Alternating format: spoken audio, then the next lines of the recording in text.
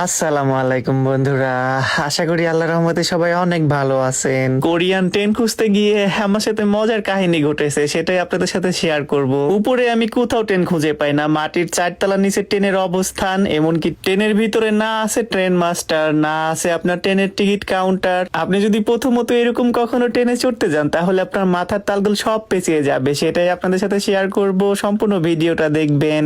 তো উপর থেকে আমি পুরা পাতালের দিকে নেমে যাচ্ছি। এখানে উপরে অ্যাড্রেস দেওয়া আছে আমি কোন স্টেশনে এখন আছি। তো সিঁড়ি দিয়ে নামার সময় একজন কোরিয়ান আমার সামনে দিয়ে যাচ্ছে।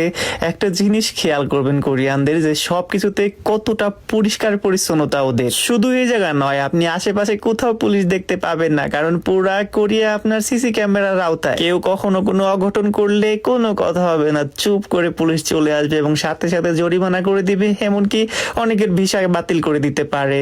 আমি এখন মাটির উপর থেকে মাটির নিচে দোতলাতে অবস্থান করছি। উপরে লেখা আছে থানুন খত, মানে চড়ার জায়গা, এমনকি অ্যাড্রেস দেওয়া আছে যে যেথায় যাবে সেই অনুযায়ী ট্রেনে চড়বে আর কি। এবং চারপাশ দিয়ে আপনার বের হওয়ার সিঁড়ি আছে, যাতে কখনো মানুষের সমাগম হলে যার যে সাইড দিয়ে বের হওয়ার প্রয়োজন সেখান দিয়ে বের হতে পারবে।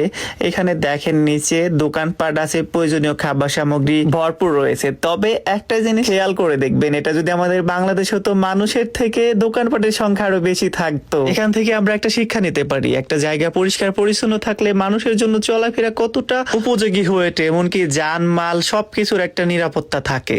এখন আমি মাটির 3 তলা নিচে আছি। এখান থেকে ট্রেনের ভাড়া পরিশোধ করতে হয়। আমার সামনে সেই মেশিন অবস্থান করতেছে, তো আমি সেখানে বিল পরিশোধ করে দেখাবো। এটার একটা সুবিধা কি, কোনো দালাল বা ভাড়া বৃদ্ধির কোনো আশঙ্কা নেই। সামনে ঈদ আসছে, মামা বকশিস দিতে হবে, ভাড়া ডাবল করতে হবে, সেই ধরনের কোনো প্রবলেম নাই। উপরে লেখা আছে কোন ট্রেন কখন আসবে তার টাইম। তো চলেন দেখা যাক কিভাবে ভাড়া পরিশোধ করে।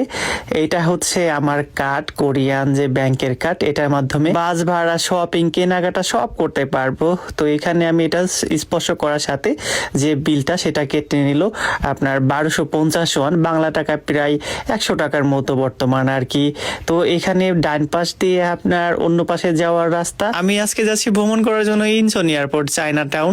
তো আমি বাম পাশে দিয়ে যাব। ভিডিওতে অনেক কিছু দেখাতে হবে, যার জন্য বড় হয়ে যাবে, আমি ভিডিওটা স্পিড বাড়াই দিই। উফ, এগুলো দেখে আর ভালো লাগে না। আমার সামনে দিয়ে কাপল চলে যাচ্ছে আর আমি সিঙ্গেল ম্যান একা একা হেঁটে যাচ্ছি বুড়া মুরব্বিটার মতো। তো যেটাই হোক না কেন, কোরিয়ানরা অনেক দয়ালু। এই মুরব্বিটা হাঁটতে পারতেছে না, যার জন্য আরেকজন তাকে আস্তে করে নামাই দিচ্ছে। চেনে না জানে না, তারপরও একজন আরেকজনকে দয়া করে। জীবন মানে তো একজন আরেকজনের বিপদে আপদে পাশে থাকবে, যেহেতু আমরা মানুষ। ট্রেন একটা আসছে, যার জন্য নিচ থেকে মানুষ উপরে উঠতেছে যার যার গন্তব্যে পৌঁছানোর জন্য। দক্ষিণ কোরিয়ার যোগাযোগ ব্যবস্থা অনেক বেশি উন্নত। এক প্রান্ত থেকে অন্য প্রান্তে খুব দ্রুত যাওয়া আসা করা যায়।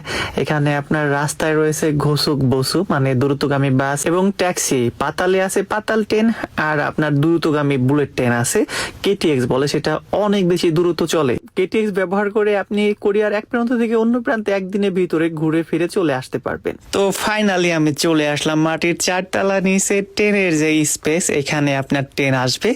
তো এই যে যার যার মতো অপেক্ষা করতেছে। কোরিয়ার ট্রেন গুলা ইলেকট্রিসিটির মাধ্যমে চলে, যার জন্য আপনার safety plus high security system রয়েছে। এই কাছের ওই পারে ট্রেনটা আসবে। তো যাই হোক, চলেন একটু সামনে থেকে ঘুরে আসি, সামনে কি কি আছে, এমনকি কোরিয়ান সবাই একটু দেখায়, পরিচয় করাই দিই। কোরিয়াতে যেহেতু রিক্সা, অটো বা অন্যান্য ছোট যে গাড়িগুলা এইগুলা নেই, তাই জীবনযাপনের জন্য এক প্রান্ত থেকে অন্য প্রান্তে বা কাছাকাছি যেটাই হোক না কেন, বাস প্লাস ট্রেনে সবাই ইউজ করে থাকে, যার জন্য 5 মিনিট পর পরই ট্রেন একটা পর একটা আসতে থাকে।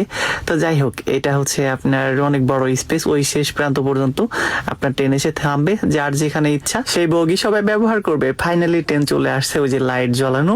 আমি একদম প্রথম যে বগিটা সেটাই উঠবো।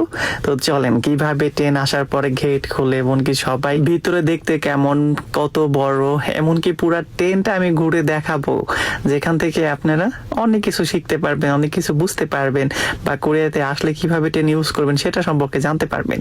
এই হলো ট্রেনের ভিতরটা। গেটটা খুলছে, সবাই আপনার ট্রেনের ভিতরে উঠে গেছি। 1 মিনিটের মতো গেটটা খোলা থাকে, দেন আবার অটোমেটিক বন্ধ হয়ে যায়, যার জন্য এক্সট্রা কোনো আপনার হেল্পার লাগবে না। না আপনার যে ড্রাইভার সে এসে বলবে ভাড়া দেন। ভাড়া প্রথমে পরিশোধ করা হয়েছে আপনার কার্ডের মাধ্যমে। মাধ্যমে, কোনো লোকজন নেই, তারপরও জাস্ট টাইমে আপনার দরজাটা লক হয়ে যাবে, আবার ট্রেন চলা স্টার্ট হবে। তো এটাই আর কি ওদের সিস্টেম, এতটা উন্নত হাই টেকনোলজি।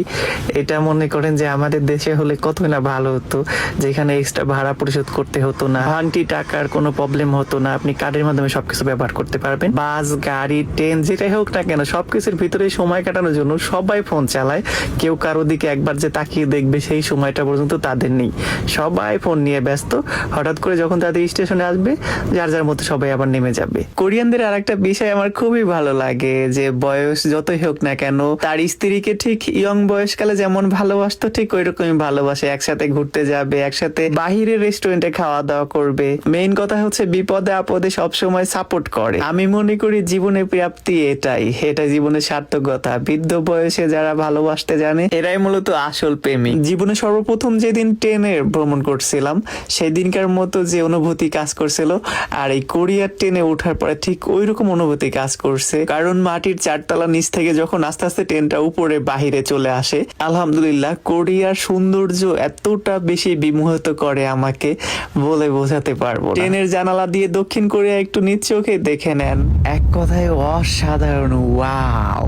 ছোটবেলাতে এইসব সিনগুলা টিভিতে অথবা আপনার মোবাইলে, ইউটিউবে বিভিন্ন জায়গায় দেখতাম, এখন নিজ চোখে দেখতেছি আর আপনাদের সাথেও শেয়ার করতেছি। জাস্ট অসাধারণ। অনেক বড় বড় পাহাড়, দূর দূরান্ত যত দূরে চোখ যায় সব জায়গায় শুধু পাহাড় আর পাহাড়। পাহাড়ের ফাঁকায় যেখানে একটু সমতল ভূমি রয়েছে সেখানে আপনার বিভিন্ন ধরনের ফসল ফলাদি, বিভিন্ন ধরনের কোম্পানি গড়ে উঠছে। আর রাস্তাঘাট সবগুলা ভিআইপি, পাহাড় কেটে কেটে তার ভিতর দিয়ে রাস্তা বানাইছে। এইরকম প্রতিকূল অবস্থানের মধ্য দিয়েও রাস্তাঘাট যোগাযোগ ব্যবস্থা সেরা। রাস্তার আশেপাশে যেখানে একটু ফাঁকা জায়গা আছে সেখানে বিভিন্ন ধরনের ফুল ফলে গাছে ভর্তি, কারণ পরিবেশ দূষণ বা এগুলা থেকে রক্ষা করার জন্য ওরা সর্বোচ্চটা দিয়ে চেষ্টা করে। এছাড়া কোরিয়াতে 70% পাহাড়, 30% সমতল জায়গা। প্রত্যেকটা পাহাড়ের উপরই আপনার বিভিন্ন ধরনের গাছে ভর্তি। ভিডিওটা তো দেখছেন, কখনো কি চিন্তা করছেন মাটির নিচ দিয়ে এই ট্রেন যখন চলাফেরা করে কোনো দুর্ঘটনা হয় না? এত সেফটি যখন তৈরি করছে তখন কতটা কষ্ট হয়েছে আর হাজার হাজার কোটি টাকা ব্যয় করছে। এই ভিডিওটার দ্বিতীয় পার্ট খুব শীঘ্রই আসতেছে, ভিডিওটার বড় করতে যাচ্ছি না। সবাই লাইক, কমেন্ট, শেয়ার করে পাশে থাকবেন। সবাই ভালো থাকবেন, সুস্থ থাকবেন। আল্লাহ হাফেজ।